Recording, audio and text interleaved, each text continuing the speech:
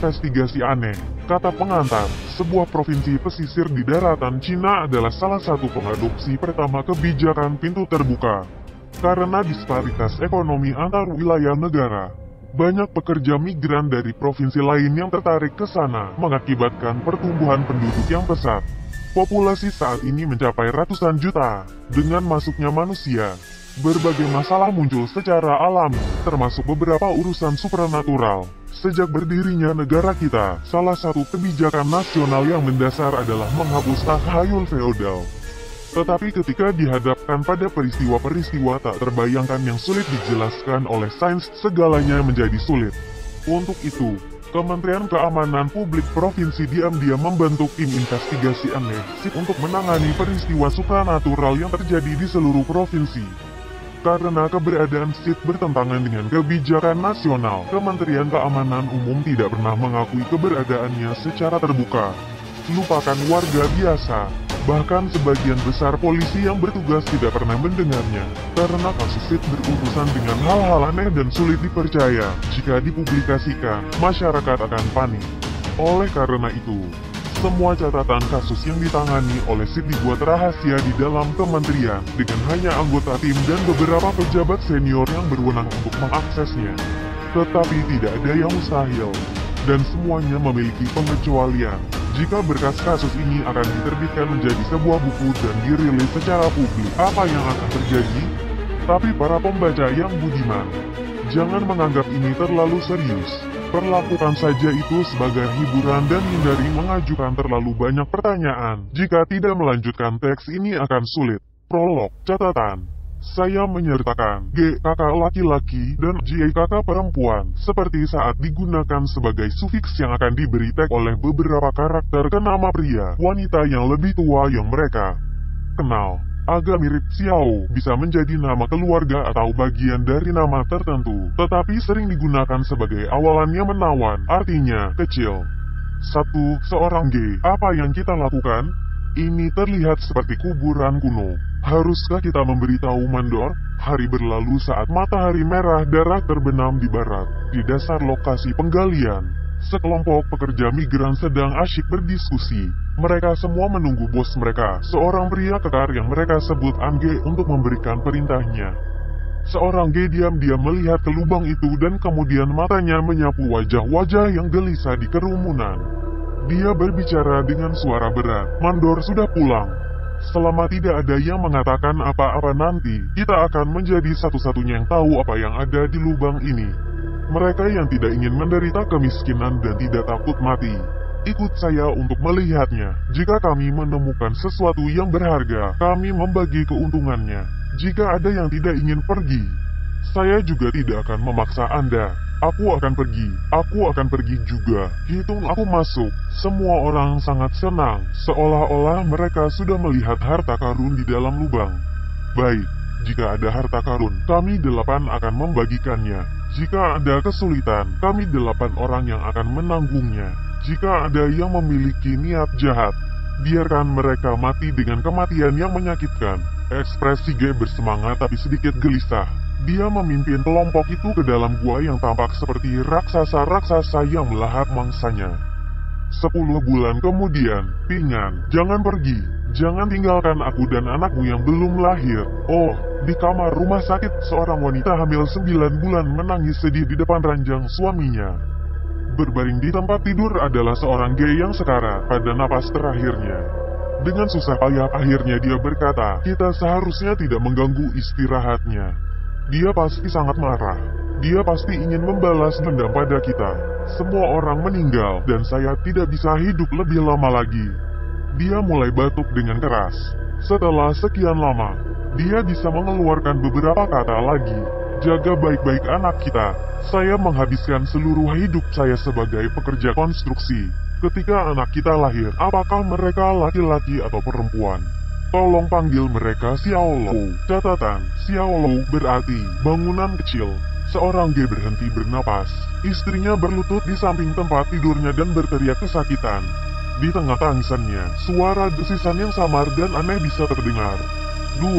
Bulan tergantung tinggi di langit. Cahayanya bersinar redup ke kampus Universitas Kedokteran yang sunyi. Di luar kampus, 3 mahasiswa yang dipenuhi bau alkohol mencoba memanjat tembok untuk kembali ke asrama mereka. Salah satu dari mereka menatap bulan di langit dan tiba-tiba teringat sesuatu. Dia menggigil dan berkata, "Apakah hari ini tanggal 15 bulan lunar? Menurutku begitu, bulannya bulat cantik. Ada apa, Xiao Yu? Apakah itu menginspirasi Anda untuk melakukannya dengan diri Anda sendiri?" Fatih yang sedang memanjat tembok berbalik dan bercanda. Forais menyentuh kacamatanya dan melihat ke langit, seolah-olah benar-benar berniat membacakan puisi. Xiao Yu mendorongnya, "Pergilah, aku baru saja teringat legenda tentang hantu wanita dengan bayinya." Empat mata menggigil. "Jangan membicarakan orang pada siang hari, dan jangan membicarakan hantu di malam hari. Saya di sini untuk melindungi kalian."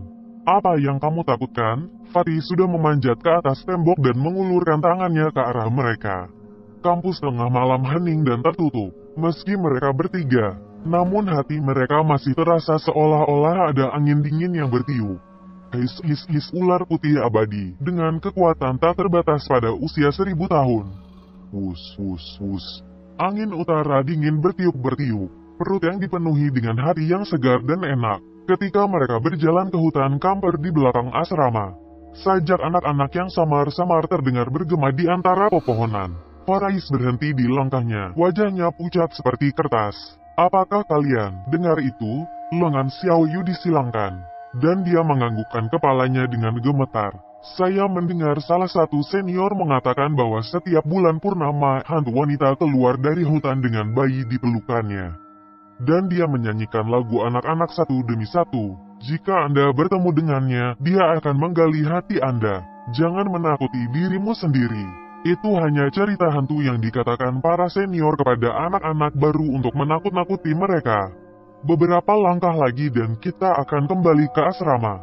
Fatih terus mencari-cari, tapi dia tidak melihat hantu wanita legendaris ini. Lari. Fatih memimpin mereka ke depan, tetapi mereka bertiga tiba-tiba berhenti. Mereka melihat seorang wanita berdiri di samping pohon, membelai bayi di pelukannya. Bibirnya sedikit terbuka saat dia menyanyikan lagu anak-anak yang sedih. Rambutnya tumbuh di punggungnya, berayun longgar.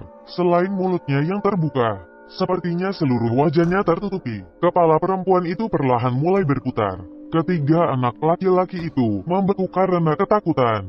Melihat sesuatu yang tampak seperti sepasang mata yang bersinar haus darah di balik rambutnya yang terurai. Jeritan sedih memecah kesunyian kampus. Iklan 3. Kementerian Keamanan Umum, kantor direktur. Alis direktur yang berkerut saat dia membalik-balik beberapa file yang dikirim oleh Biro Investigasi Kriminal, CIB. Ketukan terdengar dari luar pintu. "Masuk, direktur. Apa yang Anda butuhkan?" Seorang pria parubaya yang kelebihan berat badan berjalan masuk. Tertanam di wajah lembeknya adalah sepasang mata yang dalam. "Zeng, kalau hanya kita berdua, panggil saja aku dengan namaku." Suara sutradara sangat ramah dan tidak membawa nada berwibawa seperti bos. Namun, pihak lain menjawab dengan acuh tak acuh, "Direktur, sementara kita sedang bekerja. Sebaiknya Anda memanggil saya Liang Zeng. Apakah Anda masih menyalahkan saya karena mengeluarkan Anda dari CIB tahun itu? Saya juga tidak punya pilihan lain." "Tidak apa, saya baik-baik saja di anti wakil departemen sekarang. Setiap hari, saya makan dan minum atau berjudi dan bermain saham. Saya tidak perlu menggunakan otak saya sama sekali. Saya sangat senang dengan kemalasan." Liang Zeng tersenyum sedikit jelek. Senyuman semacam itulah yang membuat seseorang memikirkan ungkapan, senyuman yang tidak tulus. "Dan Anda mengatakan itu bukan apa-apa.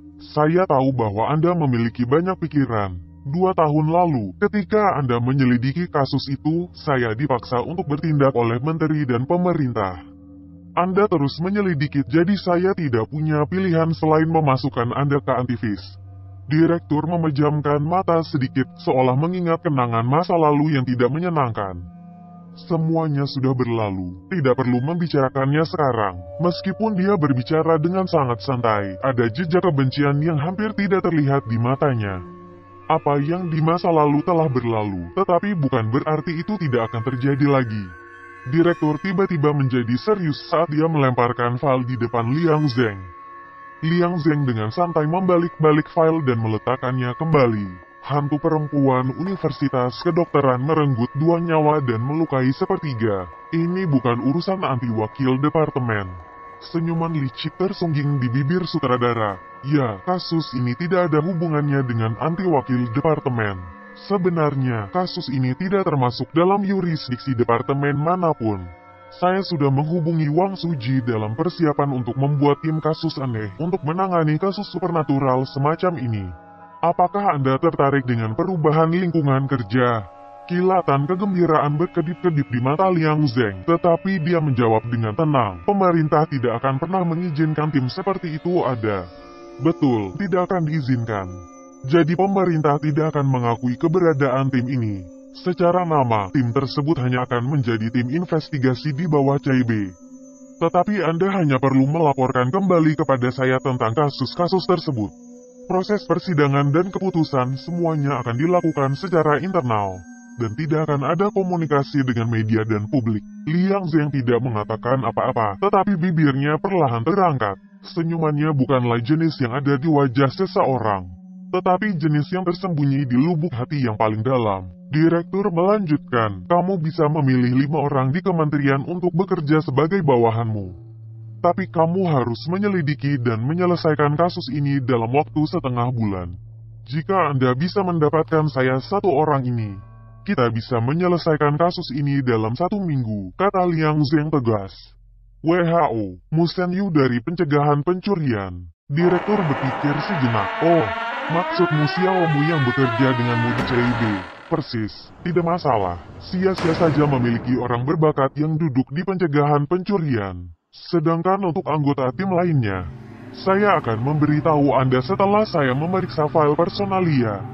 Jika tidak ada yang lain, maka aku akan pergi. Ketika Liang Zheng tiba di depan pintu, dia tiba-tiba berbalik dan berkata, terima kasih, kakak.